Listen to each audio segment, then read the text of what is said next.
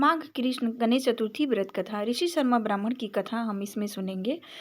पार्वती जी ने पूछा कि हे वत्स, माघ महीने में किस गणेश जी की पूजा करनी चाहिए तथा इसका क्या नाम है। इस दिन पूजन में किस वस्तु का नैवेद्य अर्पित करना चाहिए और क्या आहार ग्रहण करना चाहिए, इसे आप विस्तार पूर्वक बतलाने की कृपा करें। गणेश जी ने कहा कि हे माता, माघ में भालचंद्र नामक गणेश जी की पूजा करनी चाहिए। इनका पूजन षोडोपचार विधि से करनी चाहिए। हे माता पार्वती, इस दिन तिल के 10 लड्डू बना ले, 5 लड्डू देवता को चढ़ाएं और शेष 5 ब्राह्मणों को दान दे देवे। ब्राह्मण की पूजा भक्ति पूर्वक करके उन्हें दक्षिणा देने के बाद उन 5 लड्डुओं को उन्हें प्रदान कर दे। हे देवी, तिल के 10 लड्डुओं का स्वयं आहार करें। इस संबंध में मैं आपको राजा हरिश्चंद्र का वृत्तांत सुनाता हूँ। सतयुग में हरिश्चंद्र नामक एक प्रतापी राजा थे। वे छात्र धर्म में पट, सरल स्वभाव, सत्यनिष्ठ और विद्वान ब्राह्मणों के पूजक थे। हे देवी, उनके शासनकाल में अधर्म नाम की कोई वस्तु नहीं थी। उनके राज्य में कोई अपाहिज, दरिद्र या दुखी नहीं था। सभी लोग आदि व्याधि से रहित एवं दीर्घायु होते थे। उन्हीं के राज्य में एक ऋषि शर्मा नामक तपस्वी ब्राह्मण रहते थे। एक पुत्र की प्राप्ति होने के बाद वे स्वर्गवासी हुए। पुत्र का भरण पोषण उनकी पत्नी करने लगी। वह विधवा ब्राह्मणी भिक्षाटन के द्वारा पुत्र का पालन करती। उस ब्राह्मणी ने माघ मास की संकटा चतुर्थी का व्रत किया था। यह व्रत ब्राह्मणी गोबर से गणेश जी की प्रतिमा बनाकर सदैव पूजन किया करती थी।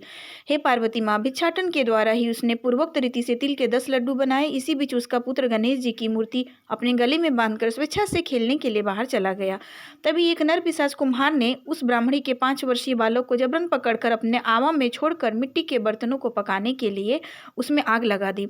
इधर उसकी माता अपने बच्चों को ढूंढने के लगी। उसे न पाकर वह बड़ी व्याकुल हुई। वह ब्राह्मणी विलाप करने लगी, हे गणेश जी, विशाल शरीर वाले, हे सूर्य नारायण की लाली के सदृश कांतिशाली, हे सुंदर जटा समूह को धारण करने वाले, आप इस दुखनी की रक्षा कीजिए। हे गजानन, हे चार भुजाधारी, हे मस्तक में चंद्रमा को धारण करने वाले, हे विनायक, हे अनाथों के नाथ, हे वरदायक, मैं पुत्र के वियोग में व्यथित हूँ। आप खेल रहा है मेरी मानो अपने घर में खेल रहा हूँ। राजा इस तरह की बात कह ही रहे थे कि वह ब्राह्मणी वहां बिलखती हुई आ पहुंची। वह कुम्हार को कोसने लगी। जिस प्रकार गाय अपने बछड़े को देखकर रंभाती है, ठीक वही अवस्था उस बुढ़िया की थी।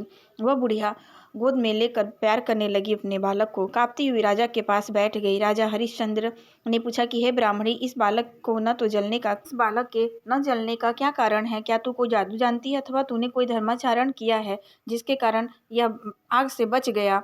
तू इसका कारण बता। जीवित है और जीता जागता बच गया। ब्राह्मणी की बात सुनकर राजा ने कहा कि मेरे राज्य की संपूर्ण जनता इस संकटनाशक गणेश चतुर्थी का व्रत करे, इसमें मेरी पूर्ण सम्मति है। राजा ने उसकी परिक्रमा करते हुए कहा कि हे पतिव्रते, तू धन्य है। राजा ने संपूर्ण नगरवासियों को गणेश जी का व्रत करने का आदेश दिया। इस आश्चर्यजनक घटना के कारण सभी लोग उस दिन से प्रत्येक मास की गणेश चतुर्थी का व्रत करने लगे। इस व्रत के प्रभाव से ब्राह्मणी ने अपने पुत्र के जीवन को पुनः पाया था। इतना कहने के बाद श्री कृष्ण जी ने कहा कि हे युधिष्ठिर, आप भी इस सर्वोत्तम व्रत को कीजिए। इस व्रत के प्रभाव से आपकी सभी मनोकामनाएं पूर्ण होगी। आप मित्रों, पुत्रों और पौत्रों का सुख देने वाले साम्राज्य को प्राप्त करेंगे। हे महाराज, जो लोग इस व्रत को करेंगे उन्हें पूर्ण सफलता। बोलिए गणेश जी महाराज की जय।